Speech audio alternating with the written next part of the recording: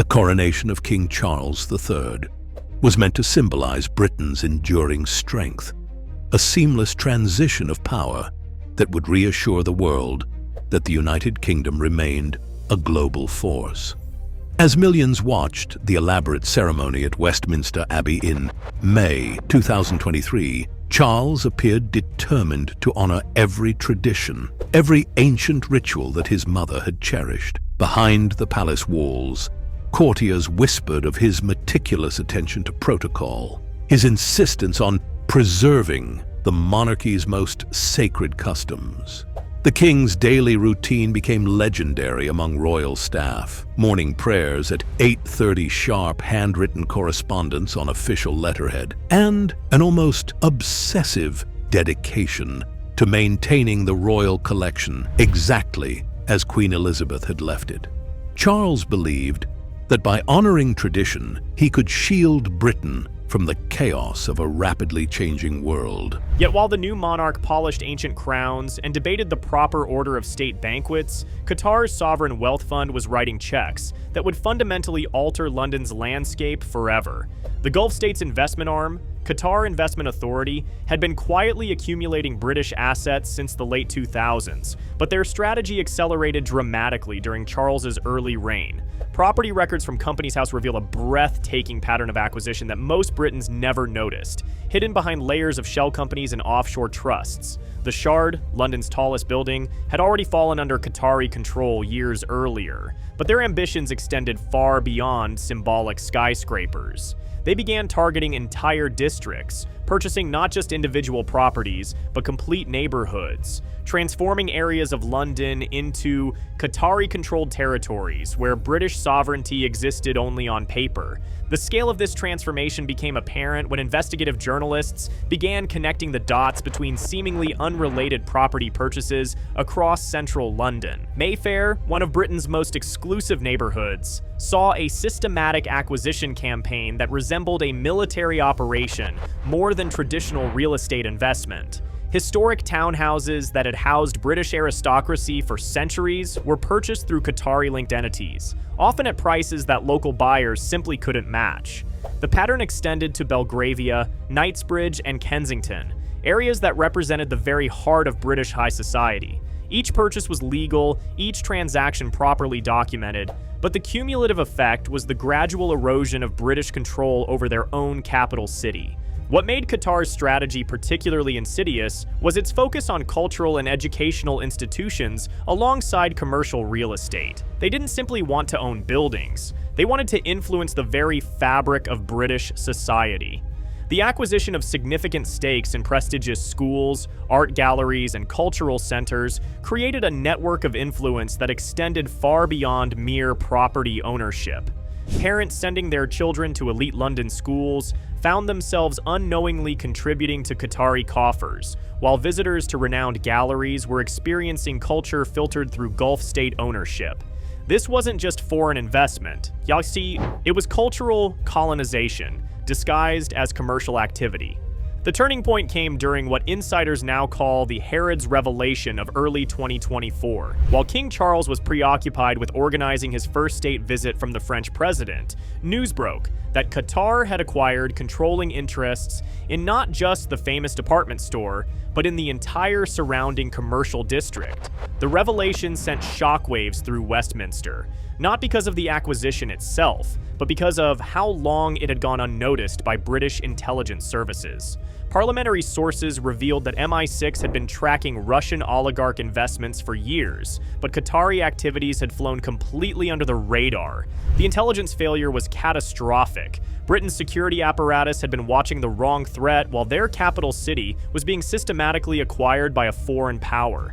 The immediate reaction from Downing Street was a masterclass in political damage control. Prime Minister's questions became a theater of deflection, with government ministers insisting that foreign investment was a sign of London's continued attractiveness as a global financial center.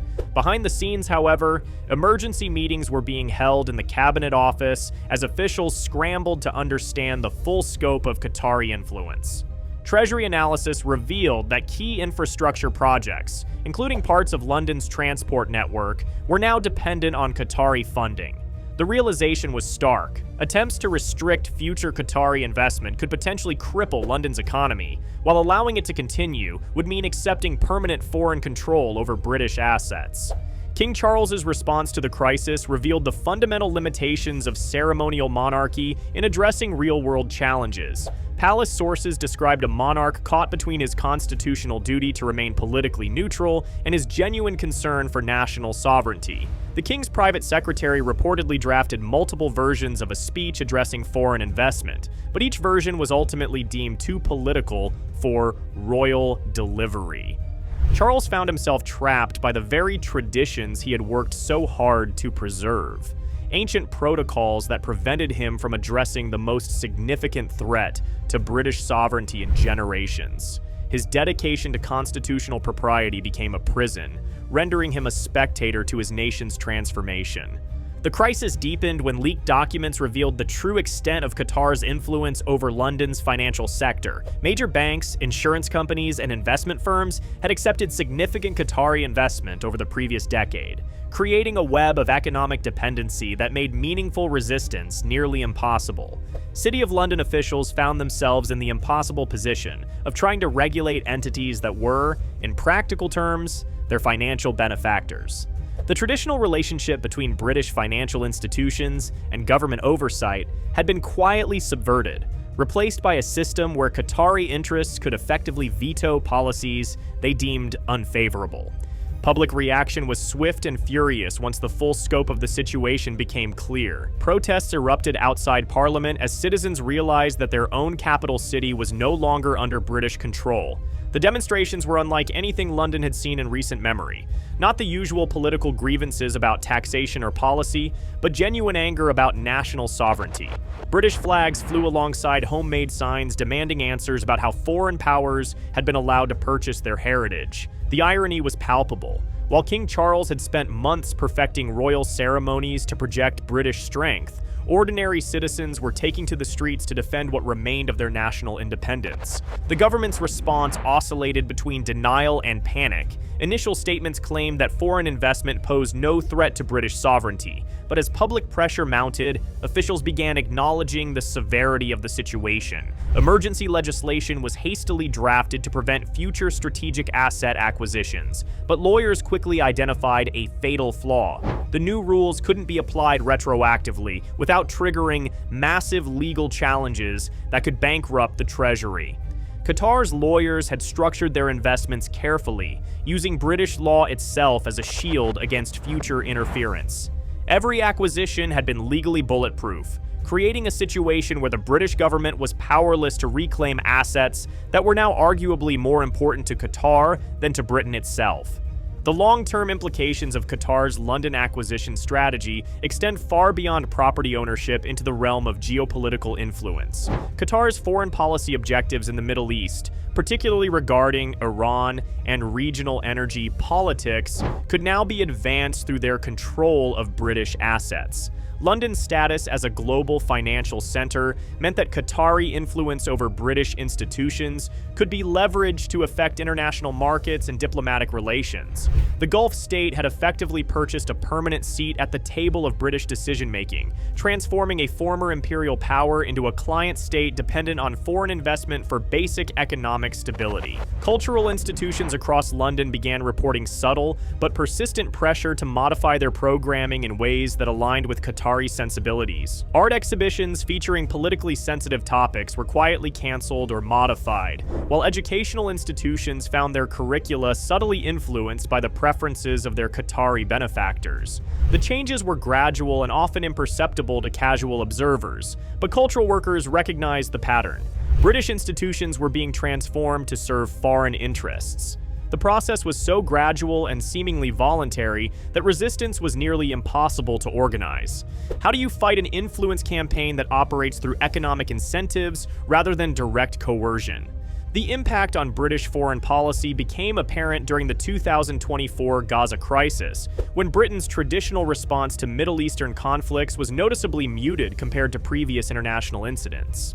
Diplomatic sources revealed that cabinet discussions about sanctions and diplomatic pressure were complicated by concerns about Qatari reactions. ministers found themselves calculating the potential economic consequences of foreign policy decisions in ways that would have been unthinkable just a decade earlier. Britain's sovereignty and international relations had been quietly compromised by economic dependency, creating a situation where foreign policy was effectively subject to foreign veto.